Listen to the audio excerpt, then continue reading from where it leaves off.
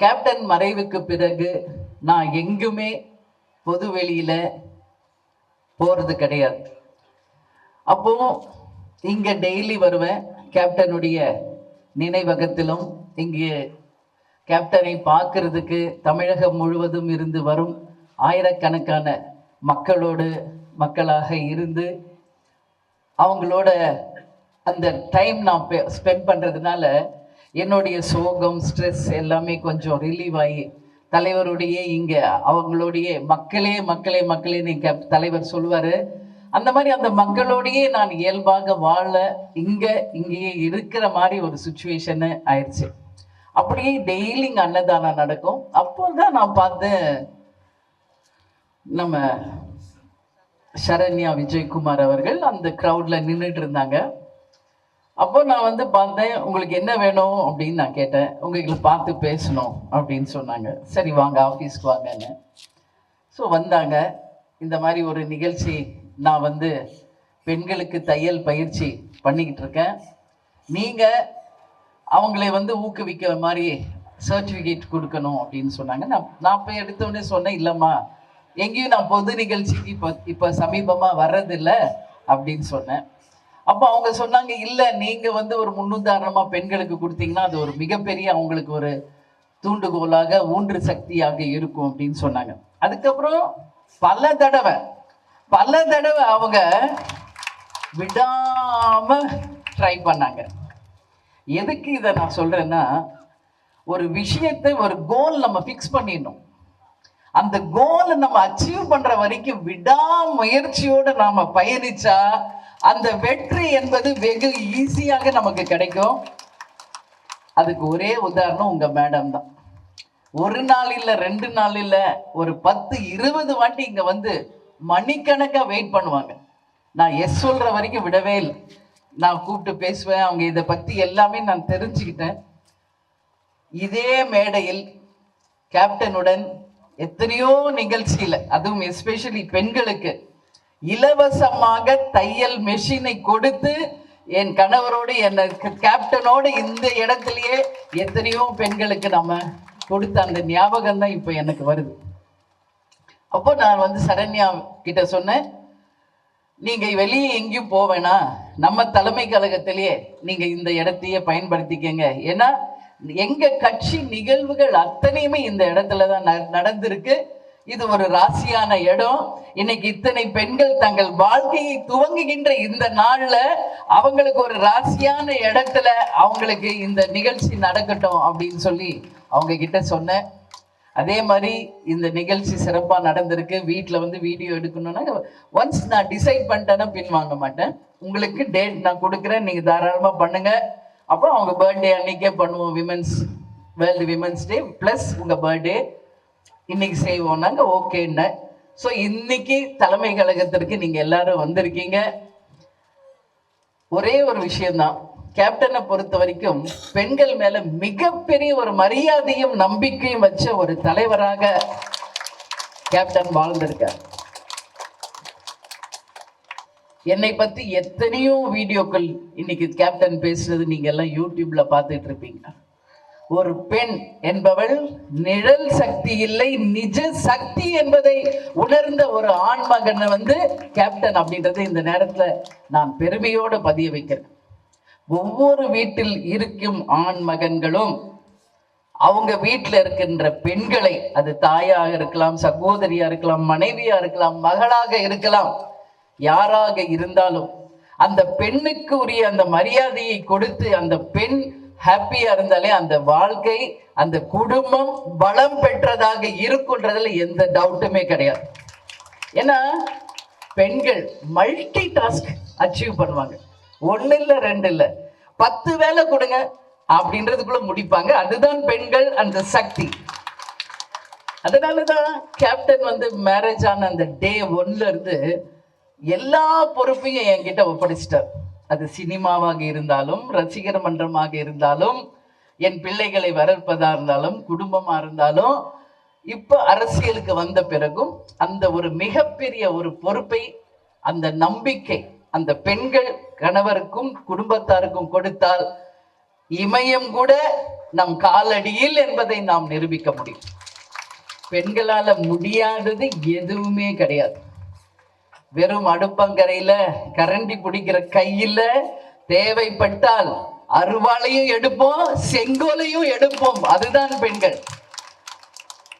நான் இங்கே பார்க்கிற பெண்களை எல்லாம் பாரதி கண்ட புரட்சி பெண்களாக இங்க நான் பார்க்கிறேன். கேப்டனை பொறுத்த வரைக்கும் எத்தனையோ திட்டங்கள் பெண்களுக்காக அவர் செஞ்சிருக்கார். அதுல மிக முக்கியமான ஒண்ணு, பெண்கள் இந்த நாட்டின் கண்கள் என்கின்ற ஒரு மிகப்பெரிய ஒரு திட்டத்தை கேப்டன் அவர்கள் 20 வருஷத்துக்கு முன்னாடியே செஞ்சிருக்கார். அது என்னன்னு நான் சொல்றேன். பெண் குழந்தைகளை பிறந்தாலே எல்லாரும் ஐயோ பொம்பளை புள்ள பிறந்துருச்சே அப்படின்னு சொல்லி கள்ளிப்பால் வச்சு கொன்ன காலமெல்லாம் நாம் பார்த்திருக்கோம். ஆனா அப்பவே கேப்டன் ஒவ்வொரு பெண் தான் அந்த வீட்டுக்கு மகாலட்சுமி. அந்த குடும்பத்துல ஒரு பெண் படிச்சாலே போதும் அந்த குடும்பத்தை உசத்தி பிடிப்பாங்க.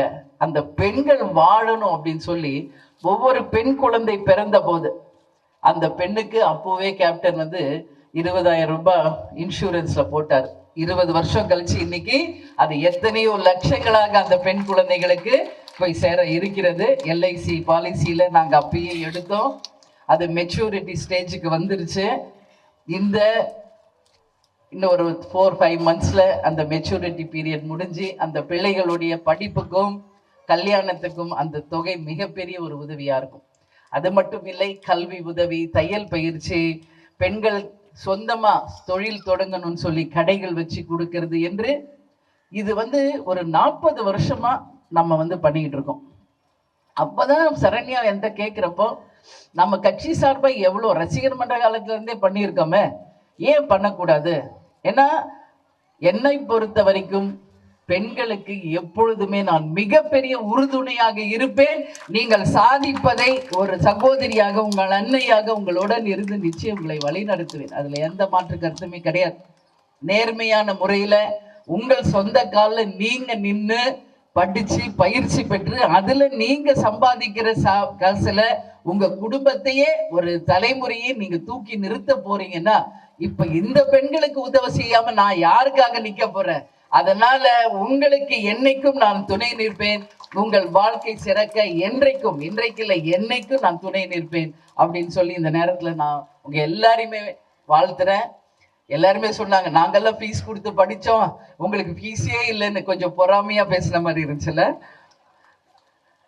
அது என்னன்னா, அது நம்மளுக்கு ஃப்ரீயா கிடைக்குதே அப்படின்னு சொல்லி நீங்க அது ஈஸியா யாரும் நினைச்சிடாதீங்க. எதுவுமே நமக்கு ஃப்ரீயா கிடைக்கும் போது அது வேல்யூ தெரியாது. அதுக்காக தான் அவங்க அகைன் அதை இன்சிஸ்ட் பண்ணி சொல்றாங்கன்றதை நீங்க புரிஞ்சுக்கங்க. ஒரு வேல்யூபிள் திங் ஃப்ரீயா கொடுத்து அது மரியாதை இல்லை. பட் அது உங்களுக்கு கிடைச்சிருக்கு. It's a very very big opportunity for you all. அந்த ஆப்பர்ச்சுனிட்டியை நீங்க சரியா பயன்படுத்தி ஒவ்வொருத்தரும் பயிற்சி பெற்று அந்த பயிற்சியின் மூலம் நிச்சயமாக இப்போ சீனியர் கூட ஒருத்தர் பேசினாங்க பொட்டிக் ஆரம்பிச்சிருக்கேன்னு.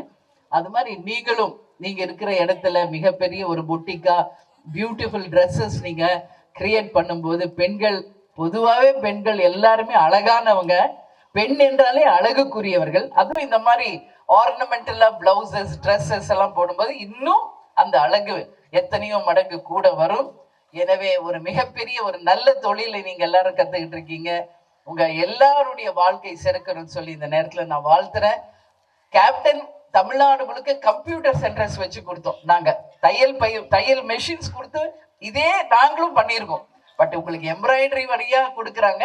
நாங்க தையல் மெஷினை கொடுத்து பயிற்சியை கொடுத்து ஒவ்வொருத்தரும் அவங்கவுங்க தையல் பழகி கொள்ள எத்தனையோ ஆண்டுகளுக்கு முன்னையே நாங்க இந்த பணியை செய்திருக்கோம் என்பதை இந்த நேரத்தில் நினைவு கூற விரும்புறேன். எனவே இந்த தலைமை கழகத்திற்கு வந்திருக்கும் அனைத்து தாய் குலங்களுக்கும், பெண்களுக்கும், சகோதர சகோதரிகளுக்கும் மீண்டும் தலைமை கழகத்தின் சார்பாக, கேப்டன் சார்பாக, என் சார்பாக என்னுடைய வாழ்த்துக்களை மீண்டும் தெரிவித்துக் கொண்டு, கேப்டன் அடிக்கடி சொல்வது போல, வீழ்வது நாமாக இருப்பினும் வாழ்வது தமிழாக இருக்க வேண்டும். நாம் நிச்சயமாக நம்மால முடிஞ்ச ஒரு 5 பேருக்கு நீங்க உதவி செய்ய பழகுங்க. இந்த சமூகமே ஒரு சிறந்த சமூகமாக, கடவுளை போற்றக்கூடிய ஒரு சமூகமாக மாறும் என்பதுல எந்த மாற்று கருத்தும் இல்லை. கேப்டனை பொறுத்த வரைக்கும் அன்னதானம் என்னைக்கும் அவர் வலியுறுத்துவார். நம்மளால முடிஞ்ச உதவிகளை செய்யணும்னு சொல்வாரு. அவர் சொன்னதையே நான் இப்ப உங்ககிட்ட சொல்றேன். அதை விட ஒரு பெரிய ஒரு எக்ஸாம்பிள் நான் வேற எதையும் சொல்ல வேண்டாம். நாங்க எங்களால முடிஞ்சது ஒரு 100 பேருக்கு பண்றோம்னா, உங்களால முடிஞ்சது அட்லீஸ்ட் 2 பேருக்கும் இல்ல 3 பேருக்கும் நீங்க உதவி செஞ்சு பாருங்க. அது உணவா இருக்கலாம், ஒரு சின்ன ஹெல்ப்பா இருக்கலாம், இப்ப நீங்க பயிற்சி பெறுகிறீங்களா அதுவா இருக்கலாம், எனி உதவி. இந்த சமூகமே ஒரு ஆரோக்கியமான அன்பான ஒரு சமூகமாக நம்மளால உருவாக்க முடியும். ஒரு குடும்பத்தை, ஒரு வாரிசை உருவாக்குவதே தாய் குலங்கள் தான்.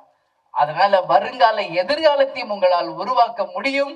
உங்களால் முடிந்ததை, நல்லதை அடுத்தவங்களுக்கு நீங்களும் செய்ய பழகி கொள்ளுங்கள் அப்படின்னு சொல்லி வாழ்த்தி, இந்த பயிற்சியின் மூலம் நீங்கள் அனைவரும் பெனிஃபிட் ஆகி நல்லபடியாக உங்க சொந்த காலில் நின்று நிச்சயம் ஒரு மிகப்பெரிய உதாரணங்களாக உங்க குடும்பத்துக்கும் மட்டும் இல்ல எதிர்காலத்துக்கும் நீங்க ஒரு மிக சிறந்த உதாரணமாக இருக்கணும்னு சொல்லி இந்த நேரத்துல உங்கள் அனைவரையும் வாழ்த்தி விடைபெறுகிறேன். நன்றி, வணக்கம்.